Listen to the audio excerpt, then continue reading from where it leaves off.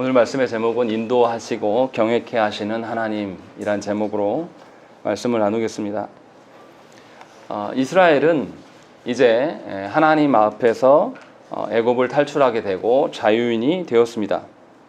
이제 이스라엘은 하나님께서 약속해 주신 그 약속의 땅을 향해서 나아가야 할 상황입니다. 그런데 자유인이 되었다고 해서 자유롭게 자신들이 계획하고 설계하는 그런 가나안 여정이 아니라는 것이죠. 그 가는 과정도 하나님의 지도하에 있고 하나님의 인도하심 가운데 있는 것이 오늘 본문의 내용입니다. 그래서 하나님의 인도하심 앞에서 이스라엘은 하나님만을 신뢰하면 되는 것입니다. 하지만 이스라엘은 하나님을 따르는 데 힘쓰기보다는 헛된 것으로 두려워하고 다른 생각을 품고 있다는 것입니다. 그래서 하나님께서는 이스라엘의 정체성의 변화를 위해서 가나안 여정까지 가는 가운데서 두 가지 동일한 사건을 보여줘요. 그게 뭐냐면 물을 건너게 하시는 사건입니다. 그런데 둘 다 홍해와 요단강을 건널 때 다 땅이 마름으로 말미암아서 마른 땅을 걷게 하시는 하나님의 그 역사를 보여주시는 거죠. 그러니까 하나님께서 인도하시는 그 길이 젖고 걷기 힘든 길이 아니라 하나님의 인도하심으로 말미암아 평탄한 길이 되었다라는 것을 알려주기 위하여서 하나님은 분명히 두 번 물을 건너게 하시는 거죠. 그래서 교회 가운데 이 홍해를 건넘을 구원의 표식으로 세례로 간주해서 설명하는 경향이 짙습니다. 그래서 어떻게 되냐면 애굽에 있을 때는 이들이 세상의 노예였어요.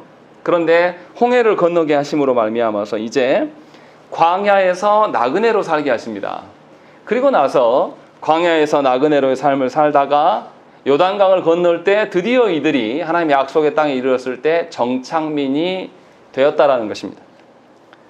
이것을 성도들의 인생에 빗대어서 설명을 하면 예수 믿기 전 성도는 세상의 죄의 노예였습니다. 세상의 가치와 기준을 그것을 이루려고 애쓰며 힘쓰며 살아가는 그런 노예였습니다. 그런데 예수를 믿고 이제 세례를 받음으로 성도가 된 이후에는 이 땅에서는 나그네로 살아갈 수밖에 없어요. 왜냐하면 하나님 나라의 질서가 우리 가운데 오기 때문에 이 땅의 질서를 쫓지 않기 때문에 이 땅에서는 외인이 되는 거죠. 외인이 되었다는 것은 기득권이 될 수가 없다는 겁니다. 분명히 이 땅에서는 나그네처럼 살아갈 수밖에 없는 거예요. 그런데 수많은 그리스도인들이 본인들이 나그네 되기를 굉장히 꺼려합니다. 이 땅에서 본인들이 주인이 되어야 되고 본인들이 기득권이 되어야지만 하나님이 있다라고 말하는 거예요. 이것은 성경과 하나도 일치하지 않아요. 만약에 그렇다면 하나님께서 이스라엘 백성들을 애굽에서 출애굽시킨 뒤에 곧바로 가나안 땅에 입성케 하셔서 가나안의 정착민이 되게 하셨어야 맞습니다. 그런데 하나님은 그렇게 행하시지 아니하고 이들을 나그네, 광야로 이끄셔서 나그네의 삶을 살게 하신다는 것이죠. 그리고 우리가 이제 이 연약한 육신을 벗어던지고 죽음에 이르렀을 때에 하나님 나라가 우리의 본향이 되는, 우리가 거기에서 안정할 수 있고 거기에서 정착할 수 있는 영원한 하나님 나라가 우리 가운데 제시되어 있다는 것입니다. 그런데도 불구하고 수많은 그리스도인들이 이 땅에서 나그네 됨을 굉장히 이상하게 여깁니다. 목회자들도 마찬가지예요.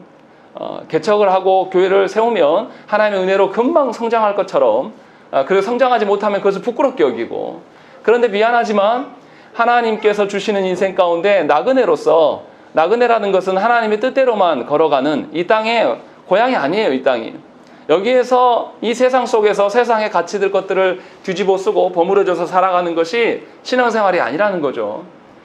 이 땅에서는 분명히 힘이 없고 연약한 존재로서 살아가도 하나님의 어떠하심 속에 사는 것이면 충분한 나그네 인생이 되는 것이죠. 그것을 지금 말하고 있는 거예요. 그러니까 오늘 본문에서 이야기하는 것은 나그네의 삶이 도대체 무엇인가를 우리에게 알려주고 있어요. 이스라엘은 나그네의 삶을 살아본 적이 없는 자들입니다. 그래서 이러한 정체성을 하나님께서 변화시키는 과정으로서 홍해 사건을 보여주는 것입니다. 그러면 우리는 이 본문을 통해서 나그네의 삶이 어떠한 것인가를 살펴보아야 된다는 것입니다. 그런데 너무나 안타깝게도 예수 믿는 사람들 중에서도 이 홍해를 건넌 사건을 놓고 안 믿습니다. 이 홍해 사건에 대해서 세상 사람들도 너무나 잘 아는 사건이에요.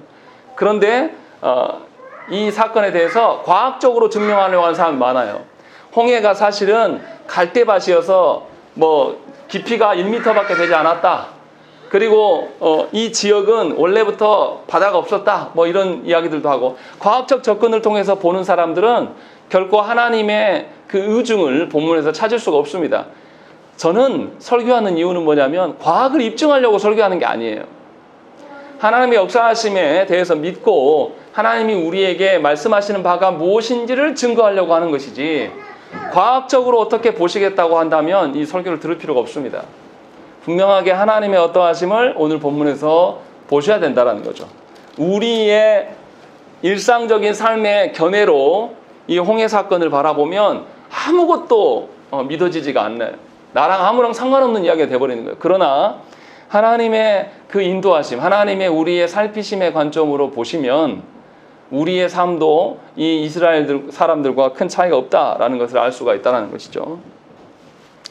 우리가 이제 17절부터 보셔야 되는데, 분명히 시작부터 우리가 무엇을 생각해야 되냐면, 이제 이스라엘 사람들은 애굽에서 탈출하여서 자유인이 되었습니다. 하지만 나그네의 삶을 살아가는 자들입니다. 하나님께서는 나그네된 자들을 모른 척 외면하지 않으십니다. 하나님 나라를 위하여서 이 땅에서는 사람들에게 오해도 받고 이 땅에서 소외되게 그렇게 살아갈지라도 하나님을 향해서 살아가는 자들을 하나님은 분명히 살피시고 보호하십니다. 그런데 하나님이 보호하신다는 의미 속에 하나 전제되어 있는 것이 뭐냐면, 하나님께서 누구보다도 이스라엘을 가장 잘 아시기 때문에 보존하신다는 거죠. 그것이 17절의 말씀에 나와 있어요. 우리 한번 읽겠습니다. 17절 말씀. 시작.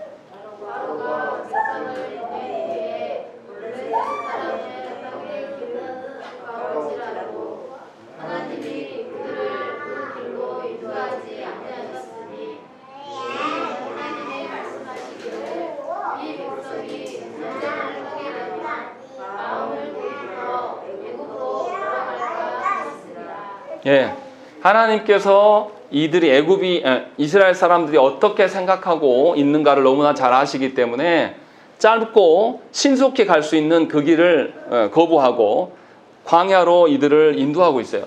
그런데 인도하시는 목적이 전쟁이 나게 되면 이들은 당연히 다시 애굽으로 돌아갈 것이다 라는 것을 아셨기 때문에 행했다라고 한 가지를 밝혀주고 있는 거예요.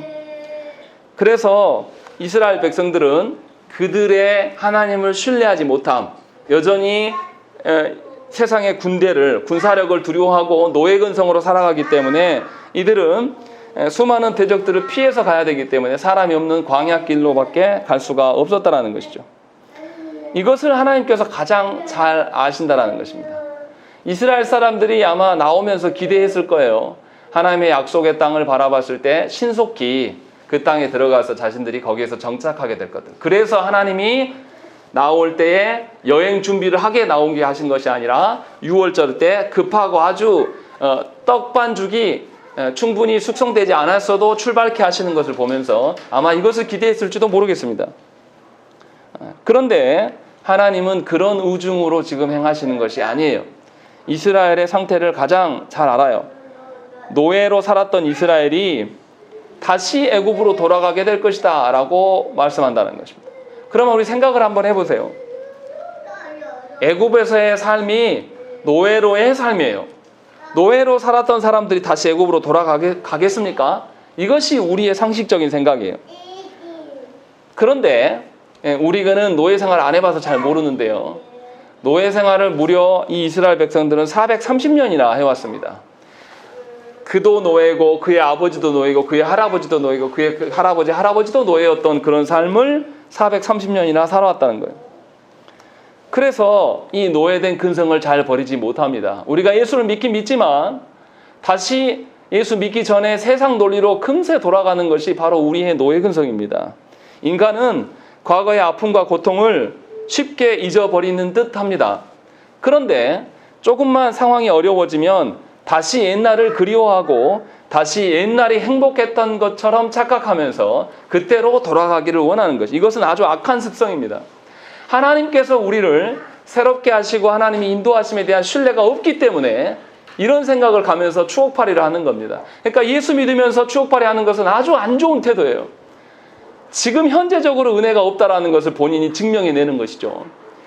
이런 방식이 지금 이스라엘 백성들에게 있다라는 것입니다. 실제로 이스라엘은 민수기 14장에서 다시 애굽을 돌아가기 위하여서 모세에게 대항하는 것들이 나타납니다. 그런데 민수기 14장에서 모세에게 대들었던 시기가 출애굽하여서 2년도 안 된 시즌이에요. 출애굽할 때에 하나님의 역사하심을 얼마나 많이 봤습니까? 10가지 심판도 보았고 홍해를 건너게 하신 하나님도 보았고, 홍해를 건너게 하신 이후에 이스라엘 백성들이 애굽의 그 군대들이 땅에 그 물에 수장되는 것까지 다 본 사람들이에요. 그리고 하나님의 불과 구름 기둥으로 인도하시고 그들을 안전하게 보존하시는 것을 보았다라는 거죠. 그런데도 불구하고 민수기 14장에서 이들은 다시 애굽으로 돌아가겠다라는 발언들을 즉시 해버리는 것입니다. 그러니까 하나님의 행하심을 이들은 전혀 알지 못하는 거예요. 하나님의 인도하심이 늘 그들 곁에 있었지만 그들 중에 어느 누구 하나도 하나님의 인도하심을 바라보는 것이 아니라 자신들의 현실을 바라보는 거죠. 하나님의 그 인도하심의 목적은 그저 애굽에서 탈출시키는 것이 끝나는 것이 아니란 말이에요. 우리는 자꾸만 예수 믿음으로 다 끝났다라고 생각을 하는 거예요. 그런데 하나님께서 이스라엘에게 지금 이스라엘의 정체성을 바꾸고자 하시기 위해서 지금 인도하시는 거예요. 광야길로 인도하시는 건데, 거기에서 하나님의 약속하신 것들을 소망하면서 품고 과거의 노예된 근성을 탈피하게 하시기 위하여서 지금 이러한 일들을 버리시고 인도하고 계심을 우리가 알아야 된다는 것이죠. 하지만 하나님의 이러한 깊은 배려심과 살펴보심을 언약 백성들이 잘 알지 못한다는 것이죠. 하나님을 아는 자들만이 하나님을 신뢰하고 하나님의 인도하심에 감사하며 따르기에 힘쓰는 것입니다. 자신의 보기에 좋은 방향이 아니라 하나님께서 예비하신 길을 걸어가는 것이 사실은 복이에요. 그래서 하나님께서는 이스라엘에게 낮에는 구름기둥으로, 밤에는 불기둥으로 그들을 인도하시는 거죠. 낮에 그 광야길 더운 것을 하나님의 에어컨 대신 구름으로 제시하시고, 밤에 굉장히 광야가 춥다고 그래요. 거기에서 하나님께서 또 난방기로서 불기둥을 그들을 밝히시고 지켜내심을 보여주고 있는 것입니다. 하지만 우리는 어떻습니까? 많은 성도들은 하나님께서 인도하시는 신앙생활이라는 점에 대해서 고려하지 않아요. 신앙생활은 내가 하는 것이고 내가 판단해서 계획하고 걸어가는 것이다라고 생각합니다. 그래서 많은 성도들이 각자의 소견대로 생각하고 판단하고 기대하면서 살아갑니다. 문제는 뭐냐면 그런 어리석은 기대함과 하나님의 인도하심이 차이가 생길 때예요. 그러면 성도들의 태도가 어떻습니까? 하나님의 인도하심이 무엇인가를 알고 거기에 자신을 맞추려고 하지 않아요. 자신의 기대대로 되지 않는다고 고집부리면서 하나님을 향해서 원망의 소리를 내짓습니다. 그것이 지나치면 어떻습니까? 하나님을 불신하기 시작해요. 하나님이 도대체 어디 있냐? 하나님이 있다면 나에게 이러실 수 있느냐라고 이야기하는 거예요. 그러니까 하나님의 구원하심과 하나님이 구원하신 이후에 우리가 이 세상에서 나그네로 살아가야 됨을 아무것도 모르는 자예요. 하나님은 홍해를 건너게 하시고 요단강을 건너게 하신 이후에 하나님의 정착 백성으로서 하나님께서 우리를 허용하신다는 것을 우리는 전혀 알지 못한다는 것입니다. 그래서 예수 믿은 이에 일이 안 되면 하나님 탓합니다. 기가 막혀요. 그걸 보고 있으면 참 안타깝습니다. 그런데 놀랍도록 많은 이들이 이렇게 살아간다는 것입니다. 이러한 우리를 하나님이 너무나 잘 아셔서 하나님이 가나안으로 가는 길을 블레셋 땅을 거치지 않고 광야로 인도하심만을 준비한 게 아니에요. 하나님 그 다음의 것들을 또 준비하셨어요. 무엇을 계획하셨습니까? 바로와 애굽 군대를 홍해로 끌어들이는 것이 하나님의 계획이다 라고 하나님이 말씀하신다는 거죠. 그것이 14장의 내용이에요. 그래서 하나님께서는 이스라엘의 심적 상태를 잘 아시기 때문에 블레셋을 통과하지 않고 다른 길도 인도하심으로 끝나는 것이 아니라 당시에 가장 강력한 나라였던 바로를 홍해로 끌어드신다는 것이죠. 그런데 너무 이상하지 않습니까? 우리의 상식으로는. 당시에 가장 강력한 나라가 어디예요? 애굽입니다. 애굽을 피해 도망왔는데 가다가 애굽보다 훨씬 약한 블레셋이 있어서 블레셋과 마주치지 않기 위해서 피해 가시는 하나님이 다시 가장 강력한 나라를 끌어오신다는 거죠. 왜 이렇게 하시는 것일까? 이것이 이해되지 않는 우리의 생각들입니다. 그러나 여기에는 하나님의 뜻하신 바가 있다는 것, 이것을 우리가 알아야 돼요. 바로는 하나님의 뜻을 알지 못했습니다. 그래서 이스라엘이 가나안으로 가는 가장 빠른 길이 있음에도 불구하고 그 길로 가지 않고 이스라엘로 가는 가장 빠른 길을 왕의 대로라고 합니다. 고대부터 가나안 땅, 저기 페르시아부터 가나안 땅으로 이어져서 애굽으로 이어지는 통로가 있어요. 거기에 사람들이 가장 많이 살고 우리가 아는 팔레스타인 지역이라고 말하는 지역이 바로 그 지역이에요. 그런데 좋은 길을 놔두고 애굽이 보니까 바로가 보니까 이스라엘 백성들이 아무도 살지 않는 척박한 물도 없는 그 땅 광야로 이스라엘이 흘러 들어간단 말이에요. 그러니까 바로가 어떻게 생각합니까? 아, 저것들 멍청하구나. 애굽에서 그 난리를 펴고 했지만 저들의 신이 합당하게 인도하지 못하는구나 라고 오판하기 시작합니다. 그래서 이스라엘 백성들이 광야에서 방황하는 것으로 생각하는 것이죠. 그리고 이스라엘 백성들이, 노예였던 이스라엘 백성들이 애굽에서 빠져나가니까 애굽이 잘 돌아가겠습니까? 돌아가지 않는 거죠. 노예들이 떠받쳐주지 않으니까 이제 본인들이 선수 일해야 되니까 그 며칠을 살아보니까 견디기가 힘든 거예요. 아, 다시 노예가 필요하다. 노예를 반드시 데려와야 되겠다. 라는 생각으로, 그런 절박한 마음으로 이들이 군대를 동원시키는 것입니다. 하지만 성경은 바로와 애굽 군대가 오판하여서 홍해로 오게 하시는 분이 하나님이심을 말씀하고 있다는 것입니다. 우리 14장 4절 말씀 한번 읽겠습니다.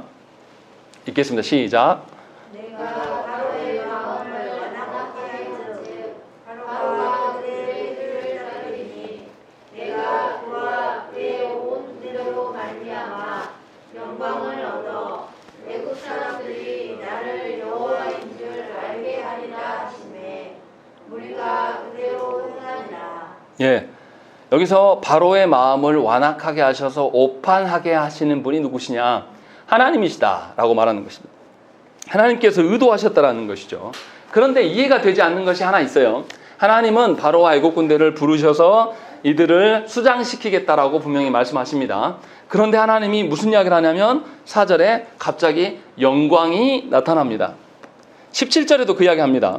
17절입니다. 내가 애굽 사람들의 마음을 완악하게 할 것인지 그들이 그 뒤를 따라 들어갈 것이라. 내가 바로와 그의 모든 군대와 그의 병거와 마병으로 말미암아 영광을 얻으리니 라고 되어 있어요. 너무 이상하지 않습니까?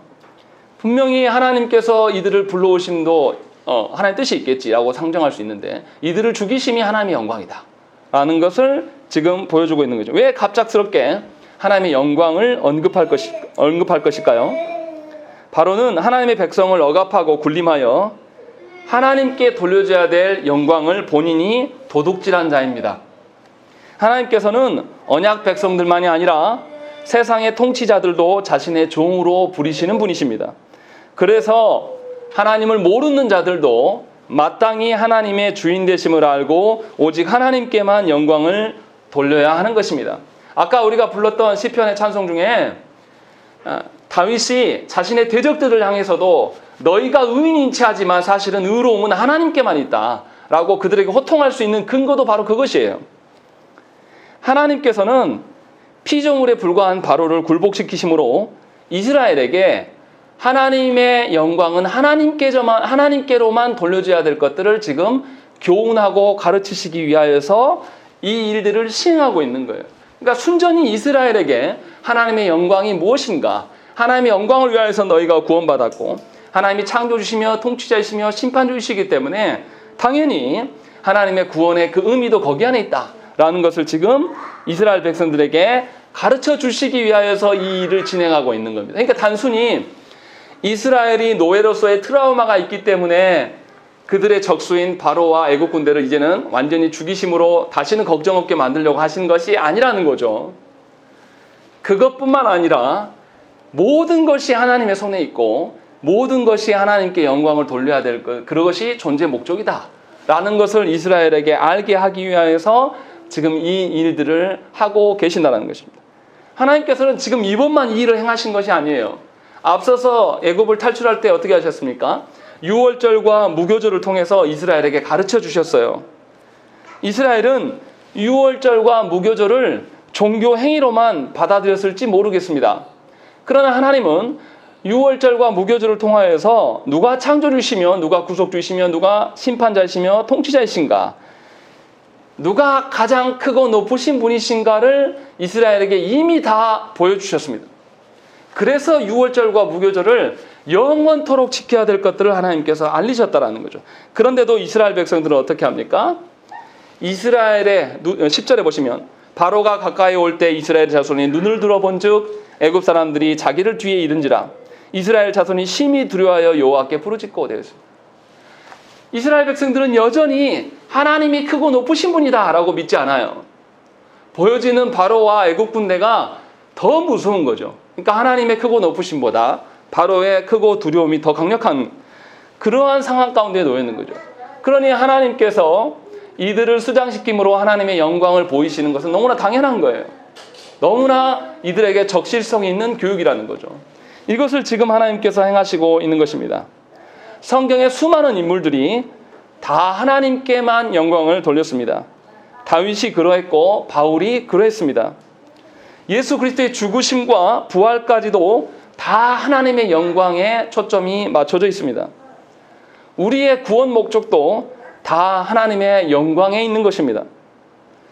그래서 우리의 행실도 우리가 생각하고 우리가 표정 하나 짓는 것, 우리가 말 한마디 꺼내는 것, 우리가 살아가는 한 걸음 떼고 손 움직이는 것, 모든 것이 사실은 하나님의 영광과 연계되어 있음을 알아야 된다는 것입니다.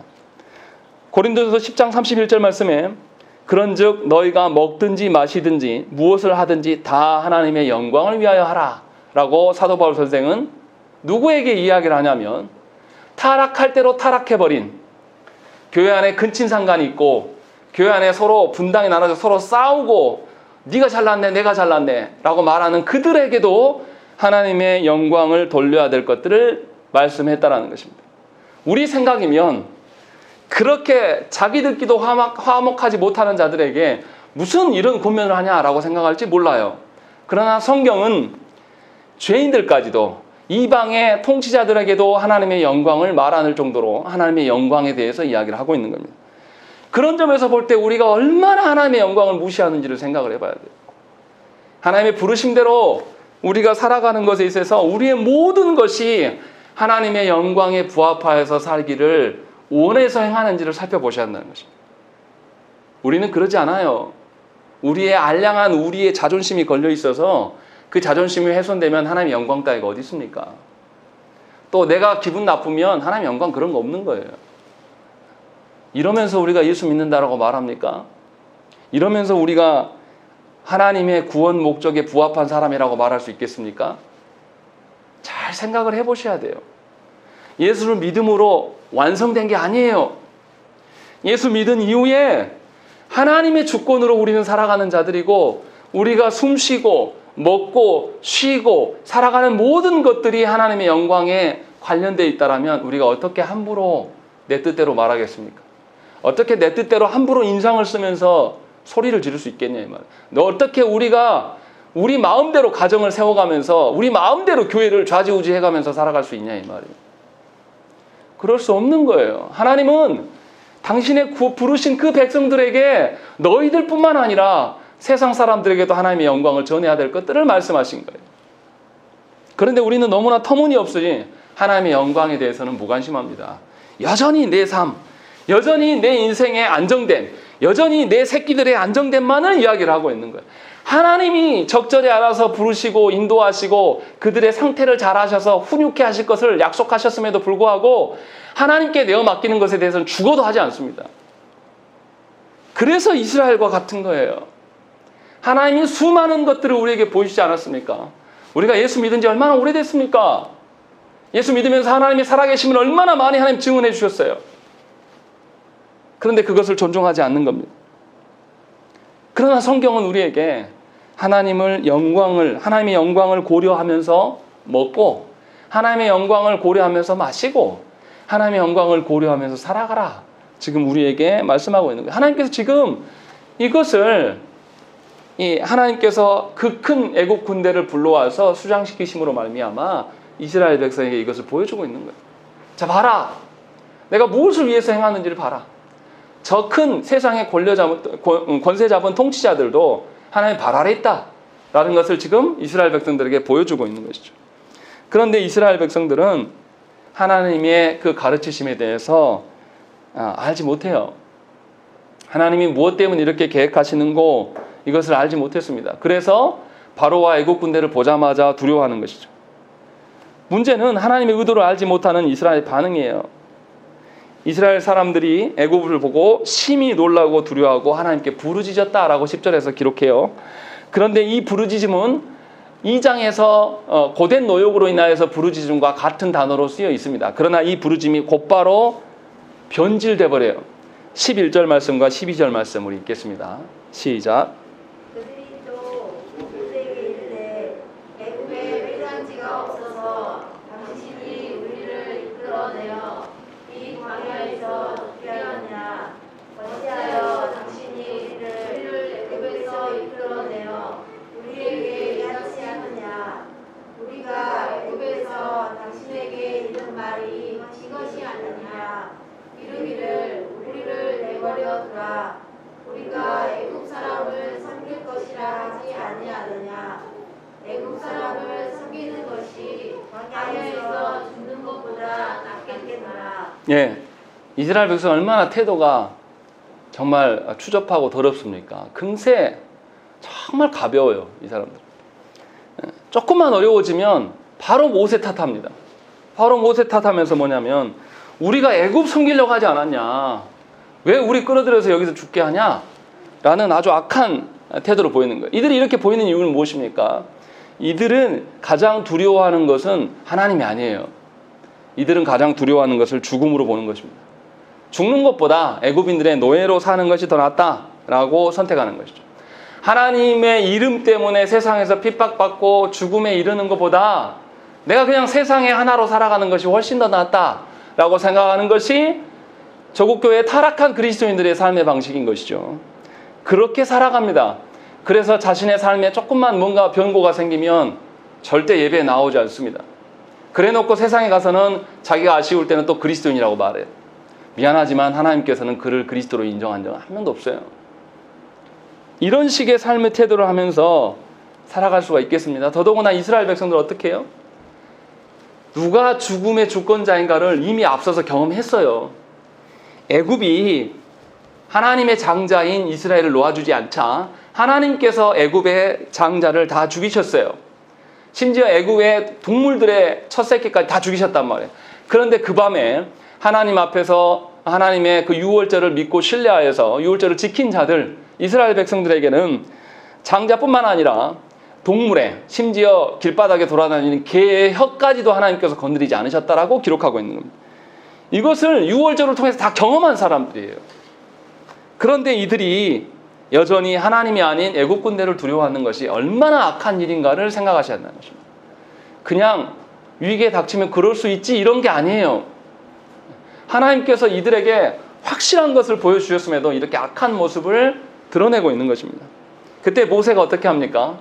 모세가 이들을 강하게 책망합니다. 그것이 13절과 14절의 말씀이에요. 모세가 백성에게 이르되 너희는 두려워하지 말고 가만히 서서 여호와께서 오늘 너희를 위하여 행하시는 구원을 보라. 너희가 오늘 본 애굽 사람을 영원히 다시 보지 아니하리라. 여호와께서 너희를 위하여 싸우시리니 너희는 가만히 있을지니라 라고 이야기하는 것입니다. 무슨 말입니까? 너희들 판단도 하지 마. 너희들 아무것도 하려고 하지 마. 그냥 하나님이 행하시는 것만 봐라. 그거면 족하다라고 지금 말하고 있는 거예요. 왜냐하면 이들의 판단과 이들의 생각과 이들의 바라보는 모든 것은 하나님을 신뢰함으로 인한 바라봄이 아니에요. 하나님을 신뢰함으로 인하여서 두려워하는 게 아니란 말이에요. 전부 죄로 물들어 있는 자기 생각이에요. 자기 판단으로 인하여서 모든 것을 바라보는 거예요. 그래서 자기 상황이 나빠지면 하나님이 없다라고 말하면서 이 상황이 이렇게 됐기 때문에 나는 지금 내 가정을 위해서 내가 이 일을 해야겠노라 하면서 하나님께 나오는 것이 아니라 다시 세상 속으로 달려들어가는 것이, 그것이 우리의 모습 아닙니까? 그러면서 계속 뭐라고 하냐면 내가 열심히 살았는데, 내가 계속 노력하며 살았는데 왜 하나님이 나한테 복 안 주시냐? 언제 하나님의 뜻대로 살았습니까? 언제 하나님이 원하시는 대로 하나님이 일하신 가운데 여러분들이 순응했습니까? 그렇지 않았다라는 거예요. 하나님의 구원 계획에 대해서 알고자 하지도 않을 뿐더러 하나님을 따르고 신뢰하는 일에서 얼마나 더딘 자들인가 우리가 생각을 해봐야 되는 것입니다. 하나님께서는 이러한 우리들을 그냥 멀리서 바라만 보고 계시는 하나님이 아니셔요. 우리가 하나님을 신뢰하지 않음을 너무나 잘 아십니다. 우리보다 더 잘 아셔요. 그래서 우리의 삶에 개입하시고 하나님이 친히 일하시는 거예요. 구체적으로 어떻게 일하시는지 우리가 보지 못하기 때문에 늘 착각하고 혼동이 있는 것이지만, 하나님은 하나님의 구원받은 백성들의 상태를, 하나님을 향한 신뢰가 어떠한 정도를 너무나 잘 아셔서 우리 삶에 개입하시고 우리의 삶의 여건들을 다 다루시는 하나님이에요. 이스라엘 백성들이 애국 군대를 다시 보게 된 것도 하나님의 뜻이라니까요. 그렇게 해서 하나님의 일하심을 우리에게 보이시는 거예요. 성경 속에 지금 이 모세만의 이 말을 하는 게 아니라 성경에 수많은 인물들이 동일한 이야기를 합니다. 대표적으로 역대하 20장 15절에 보면 야하시엘이 이르되 온 유다와 예루살렘 주민과 여호사밧 왕이여 들을지어다. 여호와께서 이같이 너에게 말씀하시기를 너희는 이 큰 무리로 말미암아 두려워하거나 놀라지 말라. 이 전쟁은 너희에게 속한 것이 아니오 하나님께 속한 것이니라. 이렇게 말씀한다는 거예요. 유다 왕 여호사밧이 아람과 전쟁할 때 두려워했어요. 그때 야하시엘이 나와서 이것은 하나님의 전쟁이다. 하나님의 전쟁이니 하나님이 친히 행하실 것이다. 라는 것을 분명히 말씀했다는 것입니다. 성경에서 많은 인물들이 동일한 이야기를 고백하면서 하나님께 나아갔습니다. 상황을 만드시는 분이 하나님이시고 그 상황을 우리를 위해서 만드시는 분이시라는 것을 저와 여러분들이 믿어야 된다는 것입니다. 위기로 보이는 삶의 정황도 다 하나님께서 계획하신 일이기 때문에 우리는 하나님을 의존하며 하나님의 일하심을 바라보기를 소망해야 되고, 하나님의 일하심을 깨달을 수 있도록 하나님께 간구하는 것이 우리 해야 될 전부라는 것이죠. 예수 믿고 나서 마치 내가 무엇인가를 이룰 수 있을 것처럼 그 교만을 행하는 이들이 참으로 많아요. 예수 믿고 나면 삶이 변화되고 가정이 변화되고 배우자가 변화되고 자녀들이 변화되고 다 바뀐 것처럼 생각하지만 사실은 정작 누가 안 바뀌었냐면 본인이 안 바뀐 거예요. 하나님 앞에서 우리가 무엇을 하기보다는 하나님 앞에서 우리가 어떤 존재인가를 아는 것이 훨씬 더 중요해요. 하나님 앞에서 내가 정말로 하나님의 계획대로 순응하려고 살아가는 사람인가, 아니면 내가 무엇을 이루려고 하다가 하나님의 계획에 방해가 되는 것은 아닌가를 생각해 보시라는 거죠. 그렇지 아니하면 하나님의 승리 가운데 우리가 설 수가 없게 되는 거예요. 하나님이 우리를 어떻게 보존하시는가를 계속해서 15절부터 31절 말씀에 쭉 나와 있어요. 출애굽기 저자는 단순히 하나님께서 애국 군대를 바로 수장하시면서 14장을 마무리하지 않습니다. 구체적으로 그 과정을 다 기록해 보여주고 있어요. 이스라엘과 애국 군대가 어떻게 다른 상황이 있는가를 구체적으로 설명해줘요. 이스라엘을 이끌던 하나님의 사자와 구름 기둥이 이제 애국 군대 쪽으로 옮겨갔어요. 그때 무슨 일이 일어납니까? 이 구름으로 말미암아 애국 군대에는 흑암이 있어요. 그리고 구름 반대편에 있었던 이스라엘 진영에는 빛이 있다라고 말씀하고 있는 거예요. 똑같은 하나님의 구름으로 어떤 이들에게는 흑암이 되지만 어떤 이들에게는 하나님의 빛이 되어준다라는 것을, 이것을 더 극대화해서 이야기하면 하나님의 역사하심이 어떤 이들에게는 심판이지만 어떤 이들에게는 하나님의 구원이라는 것이죠. 이것을 우리에게 보여주고 있고, 또 이스라엘은 마른 땅으로 홍해를 건너갔습니다. 이스라엘이 모두 건너도록 하나님께서는 밤새도록 새벽녘까지 그 땅을, 홍해를 갈라놓고 기다리셨어요. 반면에 애국 군대는 계속 못 건너다가 새벽녘에 이르러서야 이제 홍해에 뛰어들기 시작합니다. 그런데 하나님께서 그 땅을 어떻게 합니까? 더 나아갈 수 없는 진흙구덩이로 만드시고 그들의 수레바퀴를 다 빼버리셔요, 하나님. 그래서 결국 그들이 바다에 다 수장시키는 것입니다. 똑같은 홍해인데 어떤 사람들은 마른 땅으로, 어떤 사람들은 그들의 죽음의 땅이 되는 것이 하나님의 역사하심이에요. 가장 그것에 대한 확실한 증거가 25절에 있습니다. 25절 말씀 읽겠습니다. 시작. 그들의 병거 바퀴를 벗겨서 달리기가 어렵게 하니 애국 사람들이 이르되 이스라엘 앞에서 우리가 도망하자. 여호와가 그들을 위하여 싸워 애국 사람들을 치는도다. 예, 이 사실, 이 고백을 누가 해야 됩니까? 이스라엘 백성들이 했어야 될 고백이에요. 그런데 놀랍도록 이스라엘 백성들에게 출애굽기 저자는 하나님을 모르는, 하나님 백성을 대적하러 온 애국 군대들이 이것을 깨닫고 고백하는 것을 의도적으로 기록해 놓은 거예요. 애국 사람들이 뭐라고 하냐면 우리가 도망하자. 여호와가 그들을 위하여 싸워 애굽을 친다라고 말하는 거예요. 사실 여호와가 누구냐? 난 여호와 모른다라고 말했던 사람이 누굽니까? 바로예요. 바로가 그 말했던 것을 지금 하나님께서는 이제 역으로 애굽 그 군대를 통하여서 이것을 고백하게 만드는 거예요. 아, 여호와께서 당신의 백성들을 위해서 일하시는구나. 이 일들을 적군들을 향하여서 발언하게 하시는 거예요. 그러면 누가 부끄러워야 됩니까?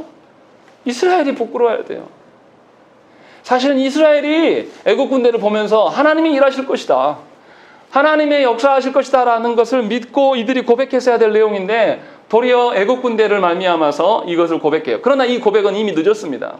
아무런 의미 없는 고백이에요. 이들은 이렇게 말은 했지만 결국은 다 수장돼서 죽습니다. 이처럼 하나님의 인도하심에 대해서 알지 못하고 그 상황 논리에 빠져서 하나님을 향해서 원망하며 그렇게 행하는 것은 아무런 의미가 없고 하나님을 향한 대적하는 것입니다. 대적하는 것은 하나님의 백성들, 하나님을 모르는 자들만이 대적하는 것이 아니라 하나님의 백성들 중에서 대적하는 경우가 있다는 것이에요. 분명히 우리 안에 우리를 위하여서 하나님은 일하시는 거예요. 하나님은 애국 군대를 수장시키는 것도 이스라엘 백성들을 깨닫게 하시기 위해서 이 일들을 행하시는 거예요. 출애굽기 저자는 25절의 말씀을 누구를 위해서 기록해 두었겠습니까? 애국 군대가 홍해에서 빠져 죽어가면서 이 이야기를 했다고 해서 이스라엘 백성들에게 들렸겠습니까? 바로 우리를 위하여서 이것을 기록해 놓으신 거예요. 동일한 장소와 동일한 환경과 동일한 물질을 통해서 자신의 백성을 구원하시고 대적자들을 멸하시는 하나님의 지혜가 어떠한 것인가를 우리에게 보여주고 있는 것입니다. 동일한 어려움이 있을지라도 어떤 사람은 하나님의 일하심을 거기서 기대하는 것이고, 동일한 상황에 있을지라도 어떠한 사람은 자기의 분노와 자기의 그 상황의 어려움만을 호소하는 자들이 있다는 것입니다. 다행인 것은 뭐냐면 이스라엘이 31절에 이렇게 고백해요. 우리 31절 말씀 읽겠습니다. 시작. 이스라엘이 여호와께서 애굽 사람들에게 행하신 그 큰 능력을 보았으므로 백성이 여호와를 경외하며 여호와와 그의 종 모세를 믿었더라. 예, 이스라엘 백성들은 안타깝게도 출애굽기 13장 17절부터 30절까지 못 믿었어요. 내내 못 믿었던 이야기만 나와요. 그리고 마지막에 가서 겨우 하나님 일하심을 이제야 보고 나서 여호와를 경외하며 모세를 믿었다라고 이야기합니다. 얼마나 부끄럽겠습니까? 바로 직전에 모세 앞에서 모세를 원망하면서 우리 다 죽이려고 데려왔냐, 우리는 하나님이 아니라 애굽의 노예가 되는 게 더 낫다라고 말했던 인간들이, 우리는 이와 크게 다릅니까? 우리도 그렇지 않습니까? 우리가 바라는 대로 아무런 걱정이 없이 우리가 회개하지도 않고 변화되지 않으면서 여전히 하나님이 아닌 세상을 바라보는 것은 아닙니까?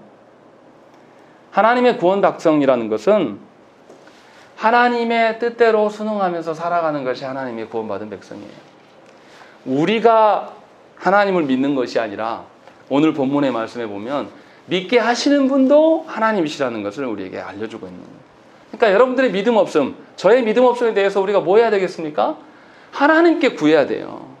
내가 하나님을 믿기가 어렵고 내가 하나님 앞에 서기가 어려운 상황에 도착하면 나의 믿지 못함에 대해서 나를 원망하는 것, 그것에 머물러 있을 것이 아니라 하나님 앞에 호소하면서 하나님께 나를 맡기고 하나님께서 나를 믿게 해주실 것들에 대한 믿음을 가지셔야 한다는 것이죠. 그래서 하나님의 인도하심을 신뢰하는 것이 그리스도인의 삶이 되어야 되는 것이죠.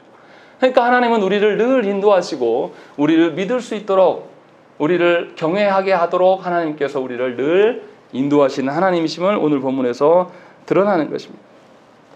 이스라엘 백성들을 보세요. 많은 이적과 기적을 경험했다고 해서 하나님을 믿는 것이 아닙니다. 이적과 기적 없어도 돼요.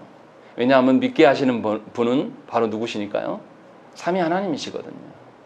우리가 믿는 것 같지만 사실은 믿게 하시기 위해서 우리의 모든 상황을 하나님이 조성하시는 거예요. 제일 쉬운 거는 뭡니까? 하나님 말씀하시면 그냥 믿으면 돼요. 이것이 가장 큰 은혜예요. 그런데 가장 미련한 방식이 뭐냐면 하나님 말씀을 수없이 들어도 안 믿어요. 언제 믿습니까?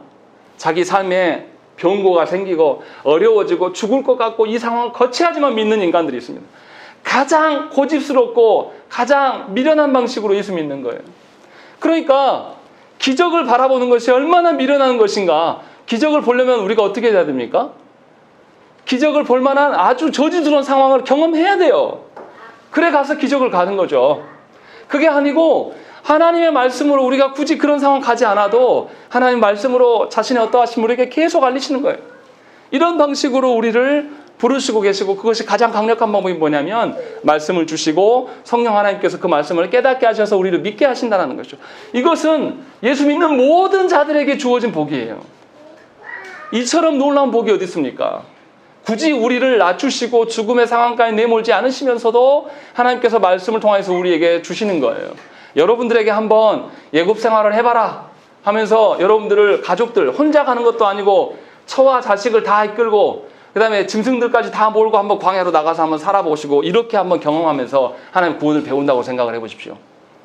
신뢰가 될 것 같습니까? 제가 여행 유튜버들 유튜브를 보면 이 사람들 유튜버 중에 어떤 사람이냐면 폐허만 찾아다니는 유튜버가 있어요. 정말 고생스럽습니다. 그 친구 하는 거 보면 굉장히 힘들다고 이야기해요. 그러면서 이게 삶이 보통이 아니다. 우리는 그런 삶을 살아보지도 않았지 않습니까? 그런데 하나님은 우리를 너무나 잘 아셔서 조금만 위태로워지면 우리 금세 하나님 버릴 거 알거든요. 그래서 하나님께서 말씀으로 주시는 거예요. 말씀으로 깨닫게 하시고 성령께서 우리를 내주하심으로 떠나지 않게 하시는 것, 이것이 하나님의 가장 큰 능력이고 가장 큰 은혜임을 저와 여러분들이 아셔야 된다는 것입니다. 굳이 겪을 필요 없는 죽음의 상황에 뭐하러 내려가시기를 원하십니까? 그것이 무엇입니까? 여전히 하나님을 신뢰하지 못하고 내 상황 타람, 내 판단 따라서 행동하는 것, 내 정서 따라서 움직이는 것, 내 빈약한 의지를 근거해서 하나님 앞에 서는 것, 이것이 아무도 허망한 길임을 깨달아 아시고 하나님의 말씀을 붙들고 사셔야 되는 것입니다. 그래야 할 때에 하나님의 인도하심의 의미를 보게 돼요. 하나님이 나를 깨닫게 하시기 위해서 내 모든 삶을 조성해 나가시는구나. 나에게 힘겨운 일도 주신 것도 사실은 하나님의 계획하심 속에 있구나를 믿고 신뢰할 수 있어야 돼요. 그러할 때에 하나님의 어떠하심을 아는 거예요. 언제 하나님을 아는 것일까요? 평안하고 좋을 때가 아니에요. 가장 숨막히는 순간에, 가장 절제가 되지 않는 그 순간에 하나님은 그 순간을 만드신 하나님이심을 여러분들이 믿으셔야 돼요. 그러면 우리는 하나님의 손을 붙잡고 살아갈 수가 있습니다. 여러분들에게, 저와 여러분들에게 인생에 정말 밑바닥을 경험하는 것이 그냥 없어야 될 일이 아니에요. 분명히 우리의 어떠함을 아시기 때문에, 우리가 말씀을 주어도 믿지 못하기 때문에 하나님 그렇게 낮추셔서라도 우리를 구원하시기를 원하시는 하나님이십니다. 그래서 하나님의 인도하심을 신뢰하시기 바랍니다. 하나님의 살피심이 우리 자신의 인생의 계획보다 훨씬 더 안전한 길이에요. 하나님이 우리를 이 땅에서 나그네로 두셔서 좀 우리가 실망스러울 수 있을지 모르겠으나 우리는 영원한 하나님 나라에 그 안식처를 두고 있는 사람들이에요. 그리고 그 나라에 이를 때까지 하나님은 이 땅에서 우리를 나그네로 두셨으나 결코 죽이시지 않으십니다. 나그네로 살아가지만 하나님의 강력한 손안에 저와 여러분들이 있음을 믿으시고 그 하나님을 순종하기 위하여서 힘쓰며 애쓰는 여러분 되시기를 간절히 축원합니다. 함께 기도하겠습니다.